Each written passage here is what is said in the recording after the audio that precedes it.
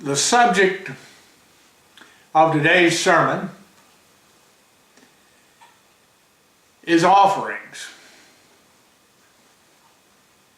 Now, these are not the offerings that we think of whenever we're going to keep the holy days, because we are at that time collecting an offering by passing the plate. And everybody puts something in an envelope and drops it in the plate. So that's our typical concept of what we mean when we use the word offering.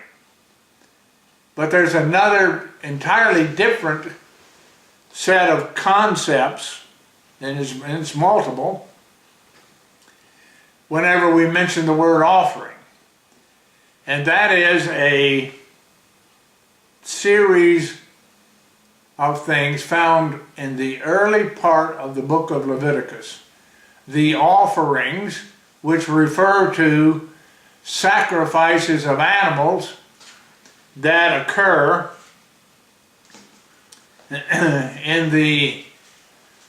as they actively were practiced, at least in the early history of the nation of Israel, and all the way through the nation of Israel, history of the nation of Israel, as far as that goes. In the case of offerings, we probably have mastered the segment which has to do with what we normally think of as offerings, and we practice those on 7 days out of the year, every year, so we were experienced with those, and we have repeated it over and over, but we're not so knowledgeable about the other kinds of offerings. And we probably haven't mastered that very well. I don't think that many people, I think that many people have not understood or mastered that concept, and yet it's an important concept that exists in the holy days, an important concept that exists throughout the book of Leviticus, not just in the holy days, but it is also an important concept that we read about in the book of Leviticus on the holy days. Leviticus chapter 23, we look at what it has to say there about the offerings, and we read over and over those things every year, but I don't have the feeling that we really understand what we're reading when we read about those offerings that we find in Leviticus 23. Now, we're not going to go through Leviticus 23 and read each one of those offerings as they're instructed to be given there in Leviticus 23. We will refer to them 2 or 3 times, but that's not what we're going to do. The point is, this also travels under the title of offerings. Offer an offering, it says in Leviticus 23, made by fire. And it's nevertheless a concept, even though we read it, we really haven't practiced, and we never will practice it, as far as I can tell. But we read about it, and there must be some reason why God put it in there, and yet we don't necessarily read it with understanding. There is a lot of information about the offerings that are put into a lot of the Old Testament scriptures. And yet we don't pay very much attention to those in comparison. So I guess I would say there's a guiding principle that makes me think about this and makes me start to consider it and think in terms of what should we be learning and knowing about this? Now, it's probably in the early 2000s, I gave a series of sermons on the 5 different offerings found in the book of Leviticus. There are 5 different offerings that, that we find in the book of Leviticus. Now, here's a guiding principle. They're put in right in the very opening of the book of Leviticus. They're put in. We'll look at that in a minute. And as they are put in there, this question occurs to me: is God just wasting our time with those things, or are there things for us to learn by looking at those offerings?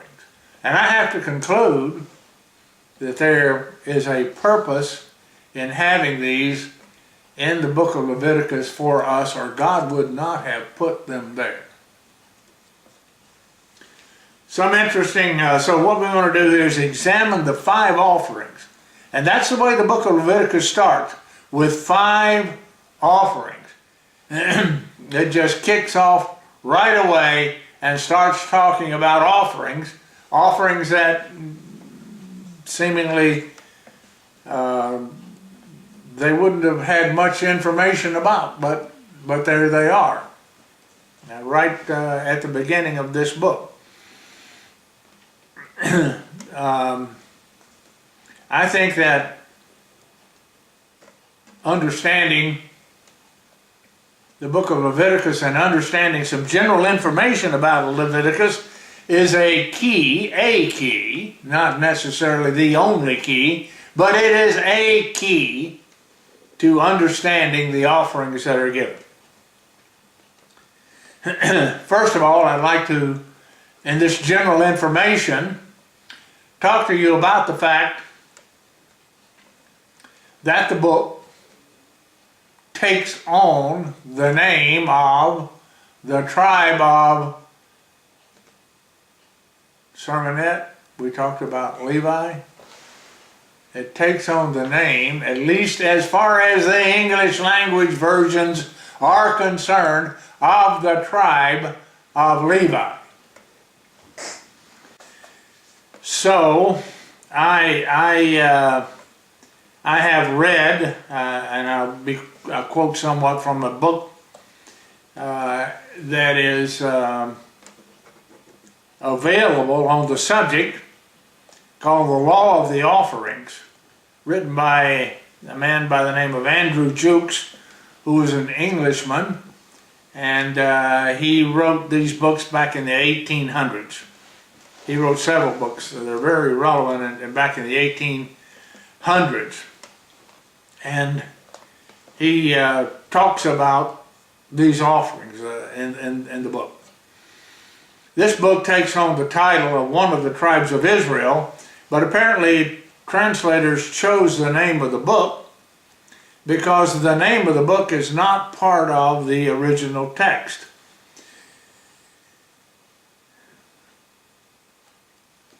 The title, the traditional title of the book, sets forth the responsibilities of the Levites in tabernacle or temple worship. So for that reason, apparently, the title was selected from the very first part of the book of Leviticus, and throughout the book of Leviticus, the Levites then are in charge of the temple worship in the Bible, and they look there for their responsibilities as what they were given for. And as we saw, the Levites were not given a homeland, and in fact they were to take care of all of the worship services, to take care of the tabernacle and those things which had to do with worshiping in the Bible. But the Levites were central to it. The Levites shall pitch around the tabernacle of the testimony, and it says that there be no wrath upon the congregation of the children of Israel. and the Levites shall keep charge of the tabernacle of the testimony.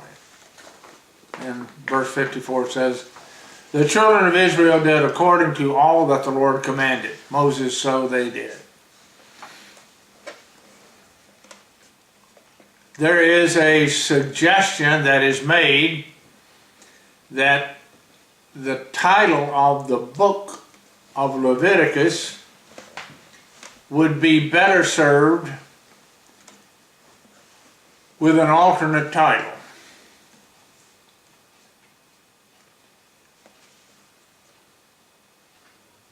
And that alternate title is suggested by the first verse in the book of Leviticus. Leviticus chapter 1, verse 1. The Lord called unto Moses and spoke to him out of the tabernacle of the congregation. And it goes on then to say what he spoke to him about. It starts out immediately with these offerings.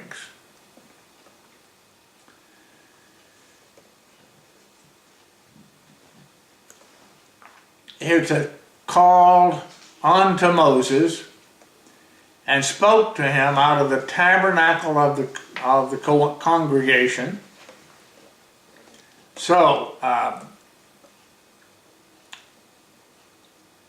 God, a reasonable alternate title was God called, and God called, it has been suggested.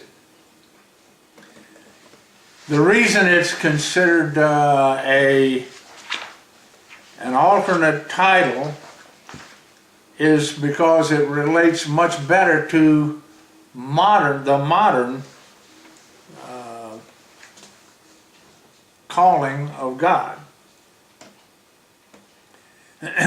And God called.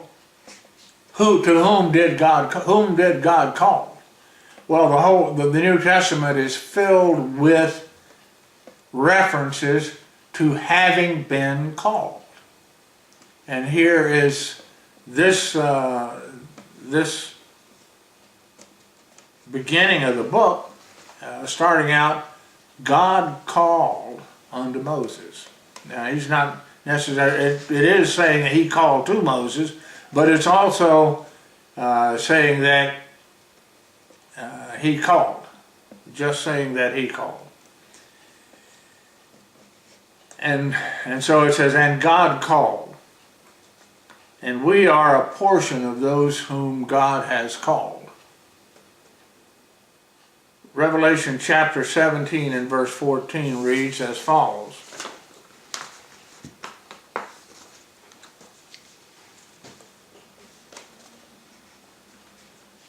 Coming right down to the end of the Bible, last chapters, all the way toward the end of the New Testament, it describes those people who have been in the first resurrection with Christ. And they say, and there it says there, Revelation chapter 17 and verse 14, about Christ, he is Lord of lords and King of kings, and they that are with him are called and chosen and faithful. So if you relate the calling that's all throughout the New Testament, it says, no man can come unto me except the Spirit of the Father draws him. There is a calling. Everybody is not able to understand the things of God at this time. They will all be able to before all is said and done. But at the present time, the Bible is very clear that there's many people on the face of this earth who don't have an understanding of what God has said, and they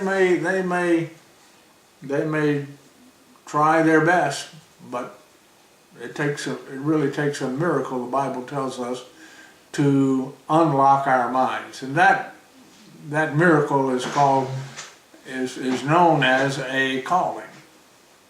It says to us in various places in the New Testament, many are called, but few are chosen.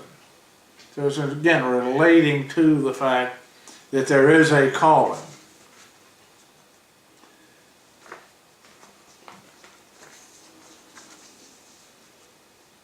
But he is Lord of lords and King of kings. They that are with him are, three characteristics. First of all, they have to be called. And when it says Moses, God called out to Moses, he called, but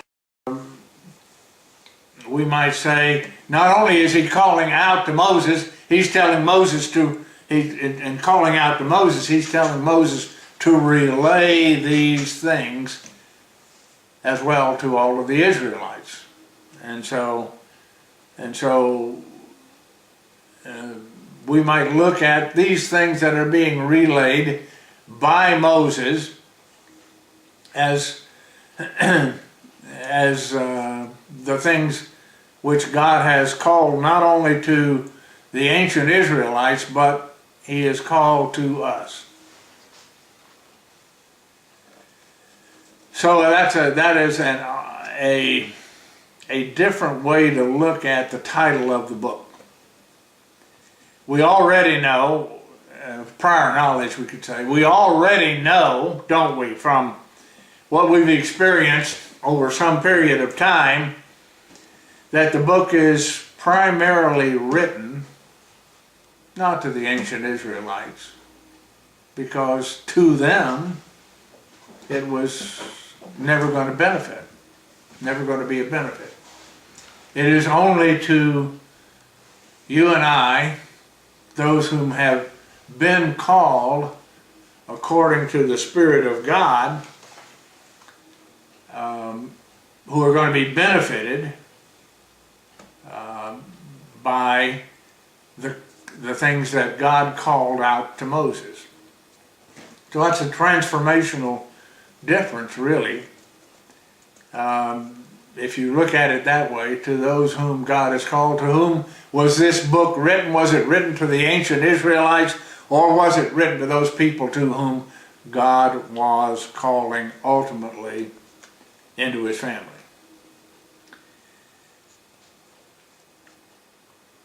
Verse 2 in Leviticus chapter 1. This is where it starts out right away. Speak to the children of Israel and say to them, if any man of you bring an offering unto the Lord. So here are these offerings now being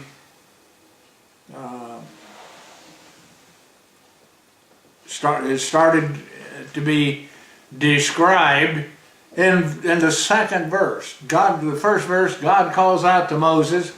Reason for us to believe that he's not calling out only to Moses, but he's calling out to us. And here he starts out then, speak to the children of Israel and say to them, if. Now, I just look at the word if. If any man of you bring an offering unto the Lord, what does that make it? Is it commanded? Not if it says if. If it uses the word if, it's optional, isn't it? Starts out here with this offering. This offering is known as the burnt offering. It's the first of the 5 offerings in the book of Leviticus, the burnt offering. And at least at this level, it starts out being optional, something that could be brought to God on a voluntary basis. Any man of you bring an offering. Who is the offering to? The offering is unto the Lord. And then he goes on to describe what's acceptable for making that offering. And that's how the book of Leviticus begins, is with these offerings. And there are 5 of them, 5 different offerings which are involved here. Of the 5 different offerings, there are 2 different types of offerings. We might say there's an umbrella.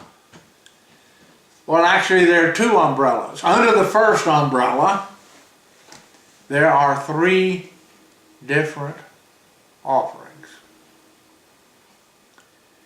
And under the second umbrella, there are two. So let's just look under the first umbrella and see what the three different types of offerings are and what they have in common. Because they have something in common. They are called sweet savors. And remember, these are being brought to God. At least the first one was described as being brought to the eternal. Something that we could bring to the eternal. And we might think in terms of what we're doing today, is there something that we can bring to God? Now, but what would be a characteristic that we might find under this umbrella? It calls them sweet savors. Now, how would we describe a sweet savor? First of all, let's look at verse 9 in Leviticus chapter 1, and you just see there that it does call this first offering a sweet savor. And it's talking about the animal that could be brought. And it's supposed to be cattle, even of the herd or of the flock. And it says there in verse 9, talking about how the offering was to be processed, his inwards and his legs he shall wash in water, the priest shall burn it all on the altar to be a burnt sacrifice, an offering made by fire of, it calls it, a sweet savor unto the Lord. The second offering is called a meat offering, and that's a misnomer as far as I'm concerned, because we don't think of meat as being grain. But this second offering does not have anything to do with what we normally think that meat is. It is a grain or a meal offering. So we need to sort of understand that this kind of offering is not really what we would think of as a meat offering, but as a grain or a flour offering. Grain being ground into flour. And then it is offered as well.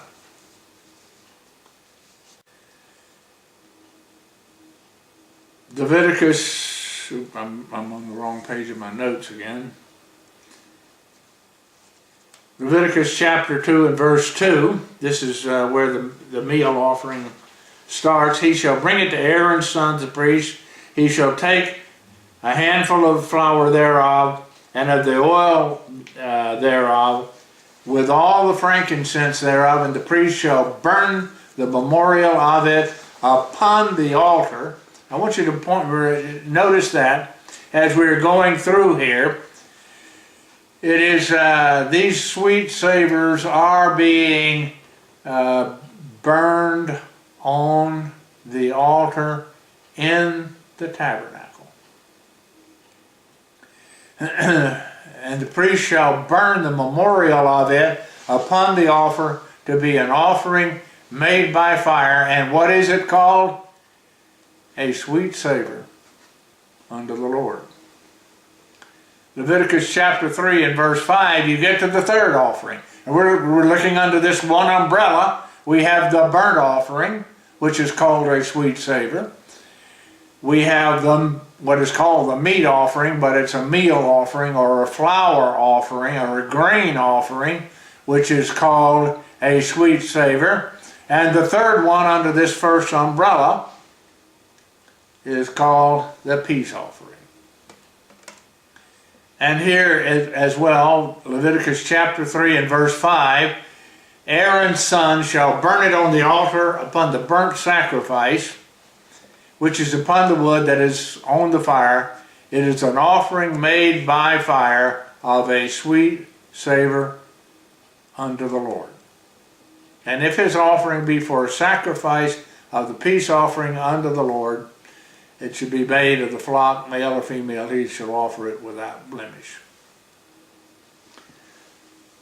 So that sounds remarkably like some piece of jargon meant if we don't speak of sweet savors very much anymore, but it could be, unless we really look at it analytically, it could be something that we don't really pay very much attention to.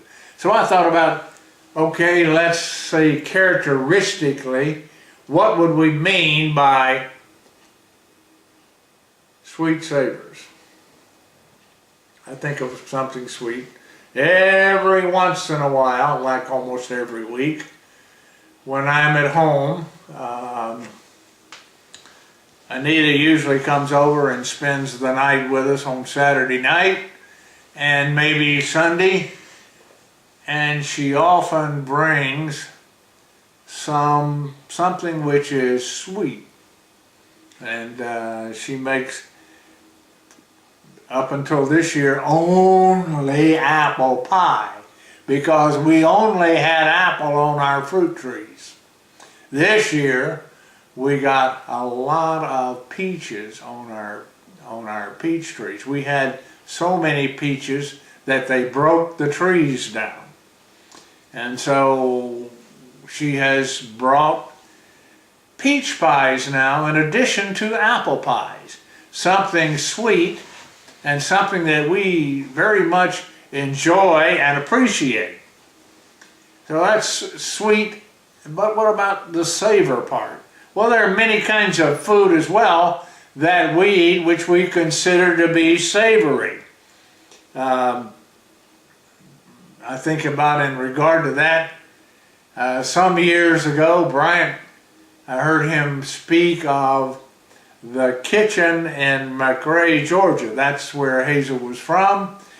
And every Sunday you could count on it, you know, of course after church, there would be a big gathering at the house in McRae, and there would be cooking all kinds of food and all kinds of things that you could smell coming out of that kitchen. And Bryant relates in that conversation the smells from a certain kitchen in McRae. Now, apparently Hazel learned very well about that. She, I put down here, remains in recovery. She continues to insist on cooking big, very enjoyable meals. And as you look at me, you can see that I have certainly been part of that situation. So Hazel loves to cook and to make things that are savory. Linda does also. We have German meals, rouladen, sauerbraten, cabbage. At church every week there is a potluck. So here's the thing, when it's talking about these offerings, it's likening the offerings that are being brought under this first umbrella as sweet savors. They are things that are very pleasant to God. So that's what we might expect. Whenever they were commanded to take these sacrificial things and put them on the altar and burn them with fire, the indication was that it would be as pleasant to God when they did that as the things that we might have in a very sweet and savory meal. So that's what it means, and that's one of the two different main types of offerings that are described here in the book of Leviticus. The book of Leviticus opens with these 5 different kinds of offerings, and it seems to start out that, you know, the first 3 are strictly voluntary. They're not commanded. Now, that's the characteristic of a sweet savor. Where were these offerings to be made? They were to be made inside the tabernacle on the altar. Later on, inside the temple, on the altar, these offerings were to be made. Leviticus chapter 3 and verse 5 shows us that Aaron's sons shall burn it on the altar upon the burnt sacrifice, which is the wood that is fire. Sweet savor unto the Lord. So the sweet savors were to be brought into the center part of the temple, and they were to be offered there. Now that's the one umbrella. Very pleasant. The indication is these offerings represented, and we're not obviously doing the same thing as far as actually offering the offerings now that they did then, but they were very pleasant. They represented things which were very pleasant to God. Second category, under the second umbrella, characterized as guilt offerings. And there are two different kinds of guilt offerings that are discussed here. Whereas on the one hand, you have sweet savors, very pleasant to God, to be offered in the temple. The other two types of offerings, guilt offerings, they were offensive to God. And God did not want them. But He did provide for them.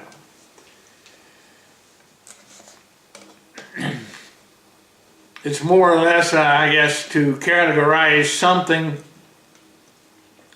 that might be represented. It may be something like digging up the septic tank. None of us looks forward to doing that, but we know that it must be done from time to time. That's the second overall category. And in that overall category,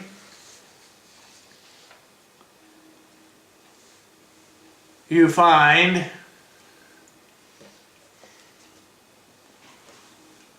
that the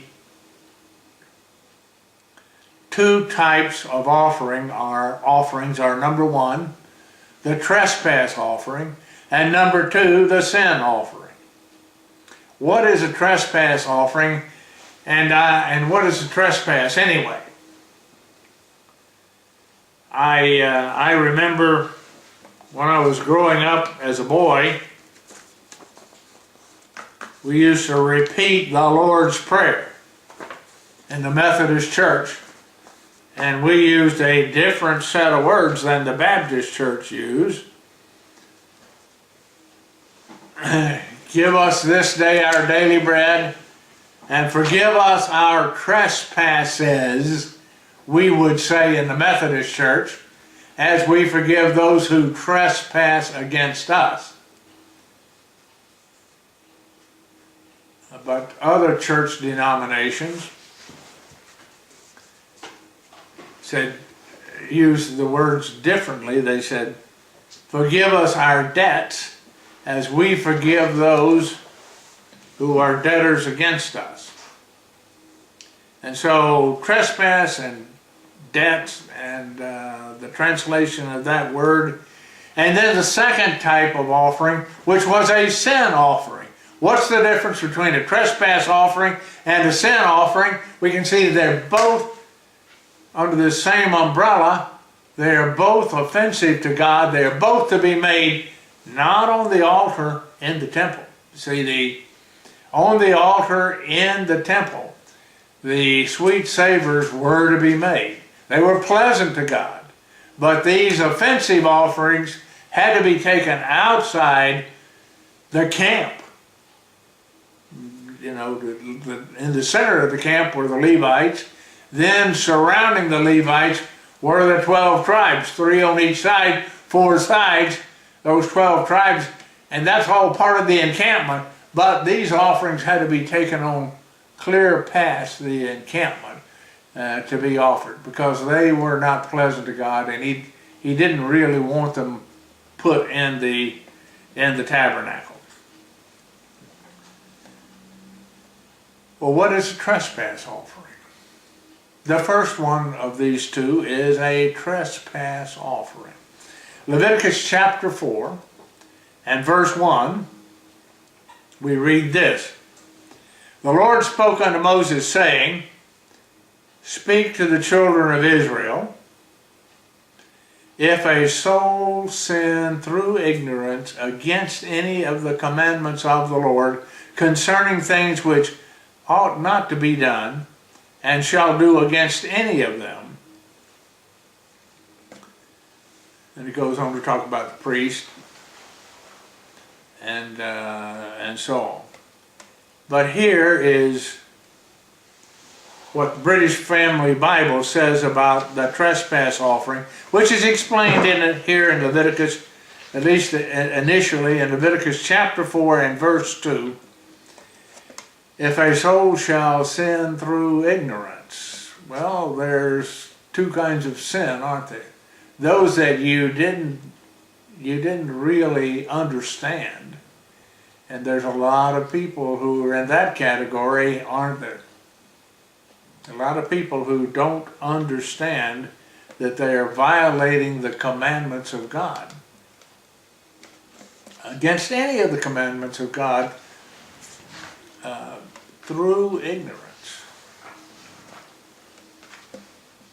That's the trespass offering. When we get to the sin offering, we'll see that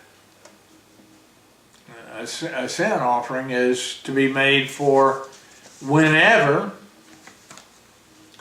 we sin and know that we did something that is a sin.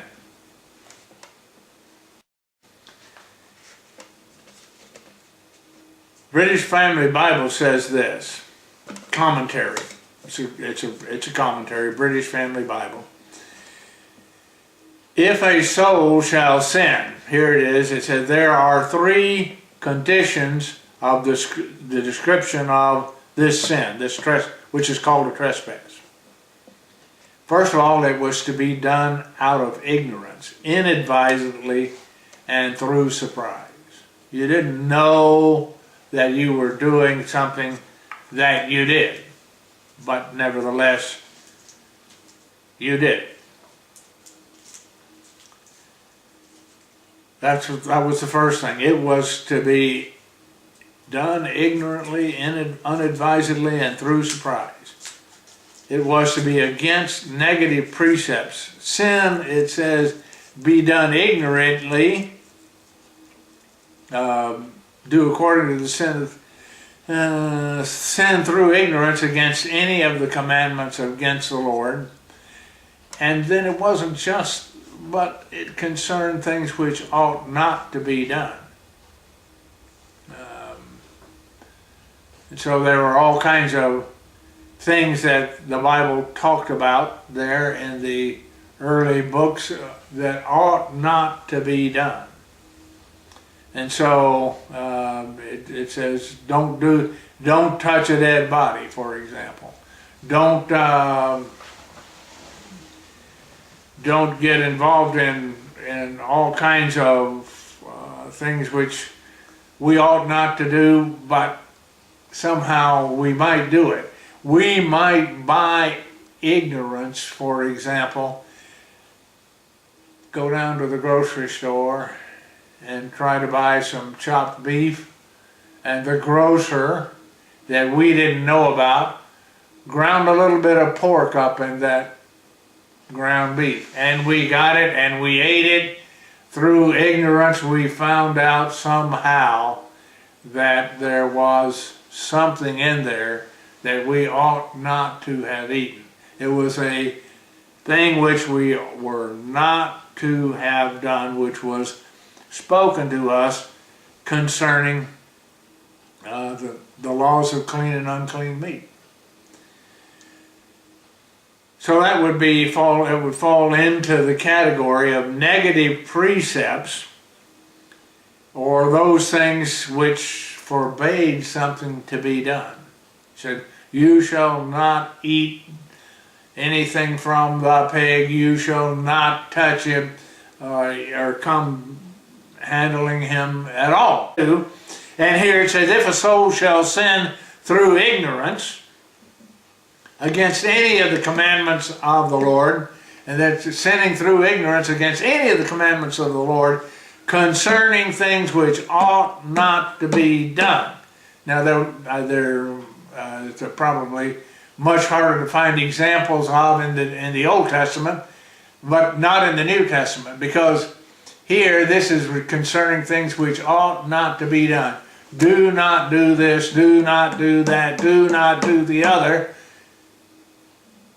and not so many things in the Old Testament about things that you must do, which are in the commandments of God.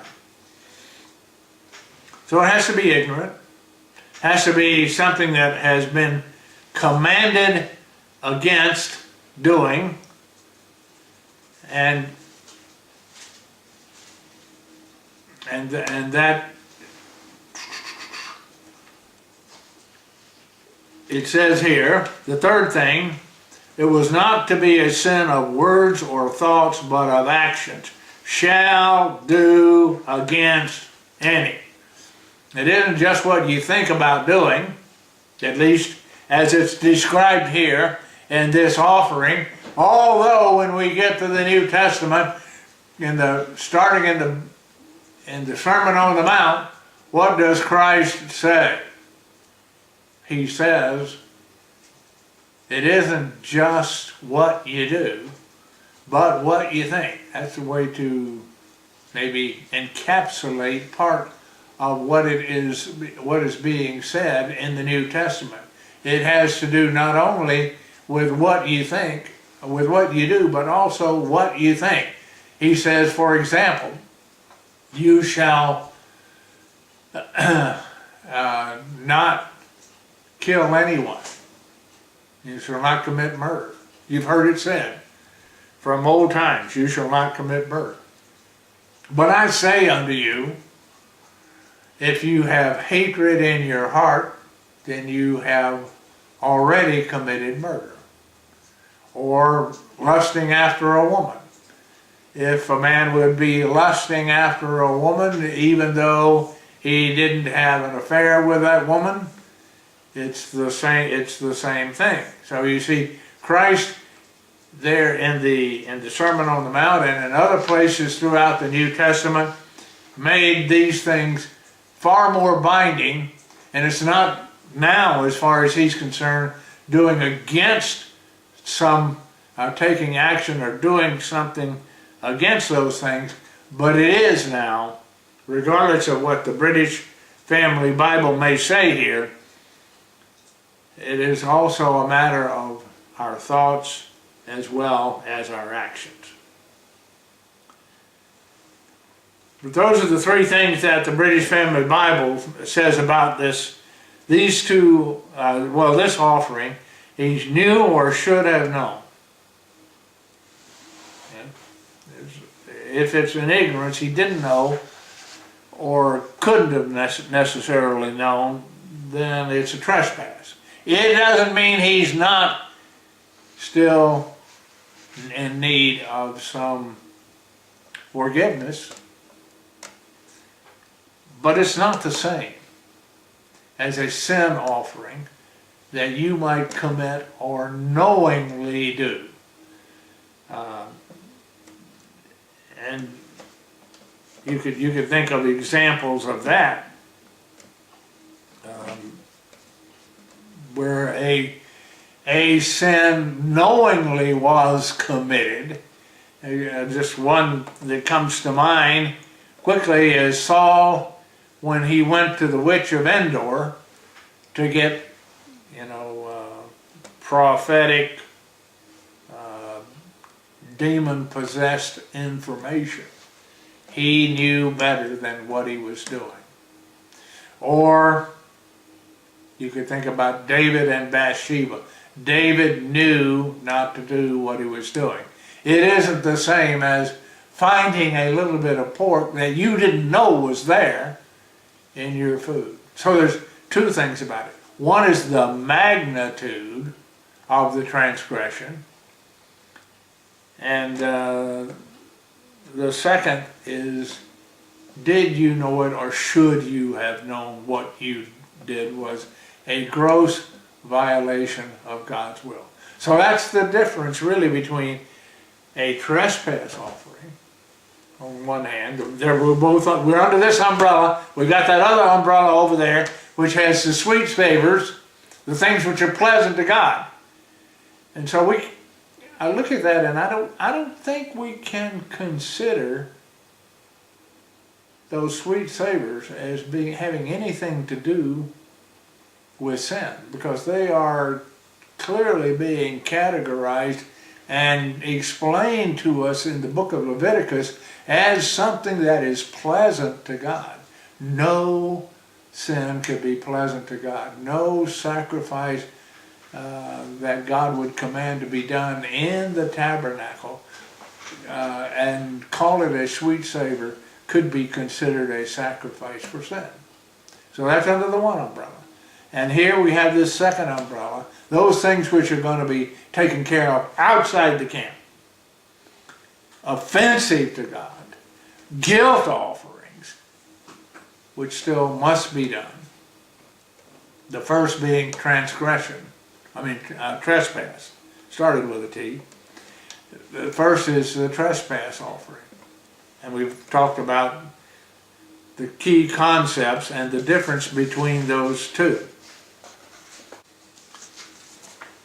But when it comes to sin, the sin offering,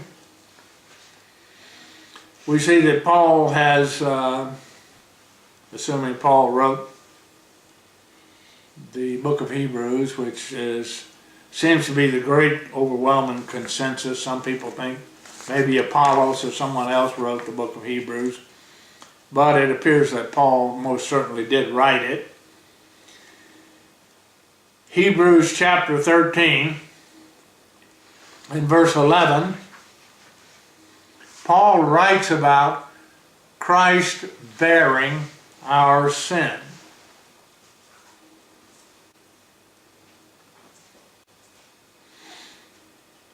And he was the sacrifice for our sins. We know that.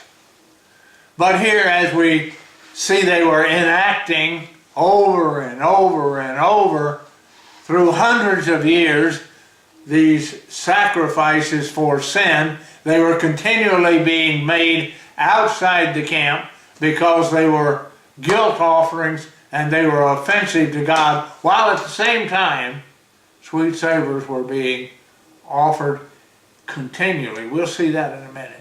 Sweet savors were being offered continually on the altar, inside, first of all, the tabernacle, and later on, after the temple was built, they were being offered inside the temple. But here's what it says about Christ bearing our sin, because here in Hebrews, well, a little bit of background about the book of Hebrews. Book of Hebrews was written after the Romans had destroyed the temple. And it's called the book of Hebrews because it was written to the Hebrews.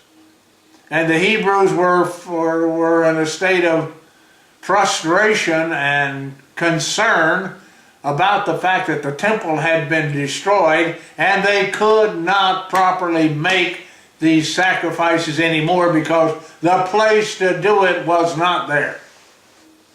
The Romans not only destroyed the nation of Israel, but they destroyed the temple, and I believe, if I remember right from secular history, they sowed the area with salt, just to be sure that nothing grew there again.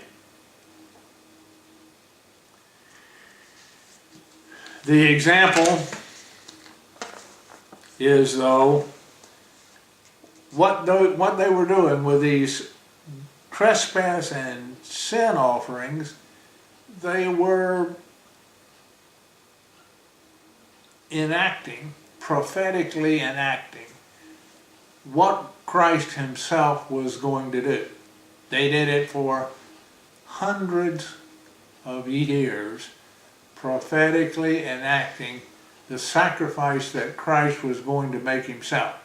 And Paul says after Christ made that sacrifice, then it's no longer necessary to have the sacrifices for at least trespass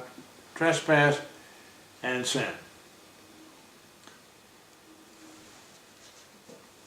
Hebrews chapter 13, verse 11. It says, for the bodies of those beasts whose blood was brought into the sanctuary by the high priest for sin are burned without the camp. You see, as we pointed out, these offerings were made outside the camp. Now they did bring that, they would cut the throat of the creature that they were sacrificing, catch his blood, and they brought the blood into the sanctuary, and it was taken care of there in a prescribed way. But the bodies of those beasts are burned without the camp, outside the camp. And he says that's exactly how Jesus Christ died. Jesus also, that he might sanctify with the people with his own blood, suffered outside the gate. So when he was crucified, he was not crucified within the walls of the city of Jerusalem. He was crucified outside the gate. Why? Because he was the sin offering.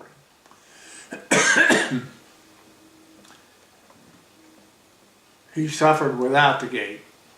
And he says, let us go therefore unto him without the camp, bearing his reproach. You see, he didn't deserve it.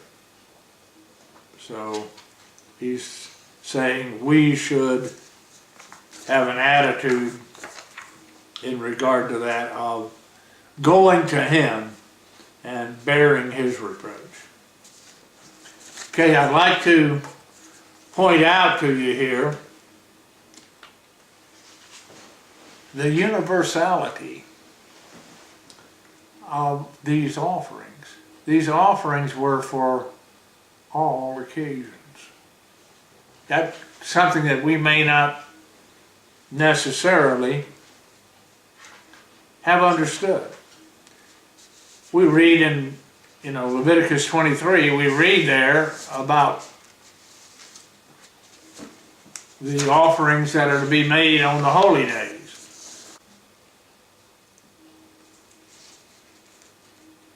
We often read, in fact, usually 7 times at least during the year, about these offerings in the instructions about the holy days. And while they're in the instructions about the holy days, we may not connect them up with what's being said in Leviticus chapter 1 and the explanation of these different kinds of offerings. They're mostly not understood by us. I mean, for many years I didn't understand what these offerings made by fire represented, or what they stood for, or why we're keeping the holy days. And right in the instructions about keeping the holy days, it says you shall offer an offering made by fire, and yet we never addressed that matter. We just sort of either jumped over it, skipped around it, read it, and offered no explanation about it. And I sort of, I guess, surmised myself that this somehow related to what we brought in an envelope and dropped in the plate when it passed by us. How could we be offering an offering made by fire except we drop this in. But this is clearly referring to the offerings that are being described in the first part of Leviticus. Here's what it says, for example, in Leviticus chapter 23. It says, "You shall offer an offering made by fire unto the Lord 7 days. In the 7th day is a holy convocation. You shall do no servile work therein." So it's talking about the days of unleavened bread. And it says 7 days. All 7 days you offer an offering made by fire. Now, we'll see in a minute that the offerings were being made not only on these 7 days, but there were offerings which had to be made every day of the year. They were to be made continually. We'll read that. Numbers 28 does a lot to explain these offerings.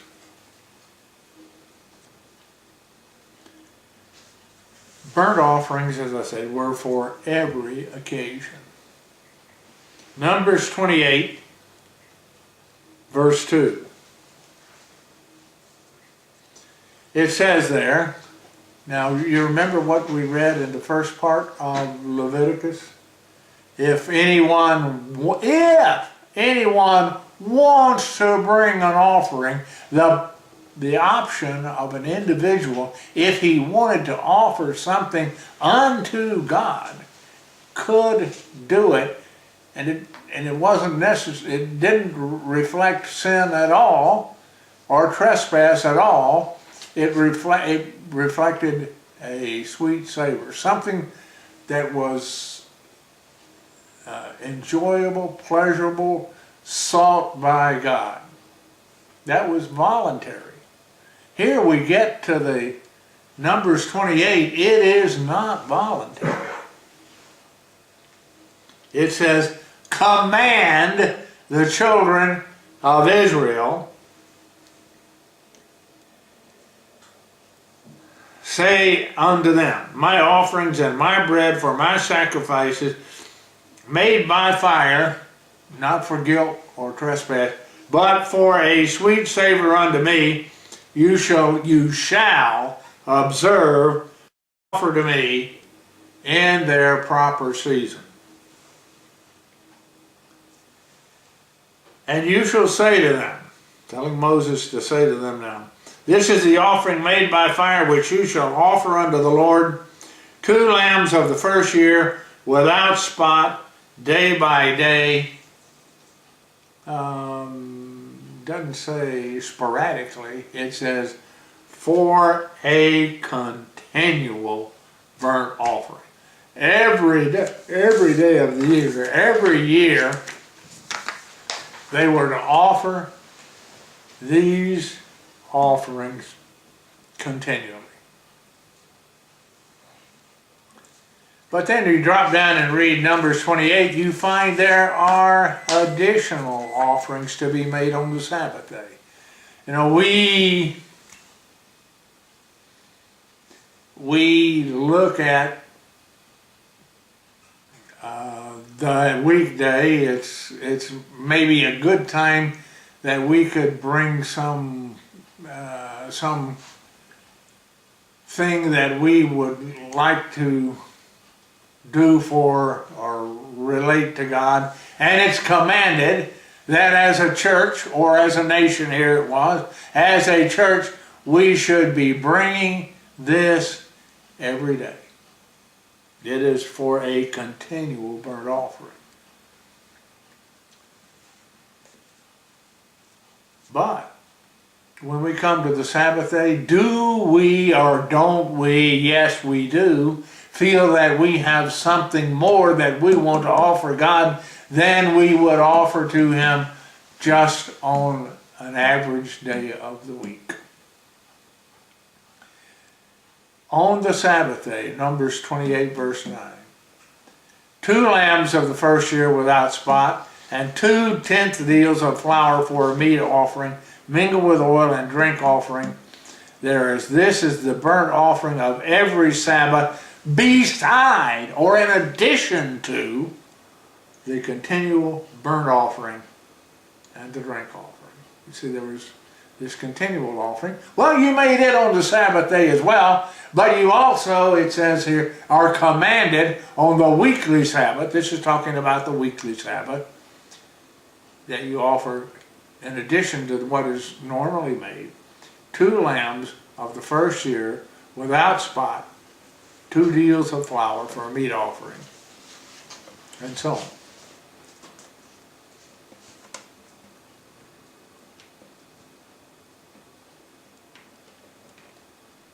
If you continue to go through Numbers chapter 28, you will find that on every one of the holy days there are additional offerings to be made. And so they're making the continual offerings, but then you will read in here about the additional offerings that need to be made throughout the rest of those holy occasions.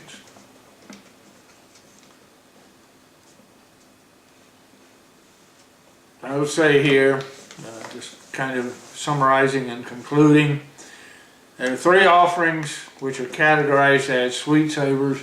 They do not appear to have any connection with sin. They're important to God because they're pleasant to Him.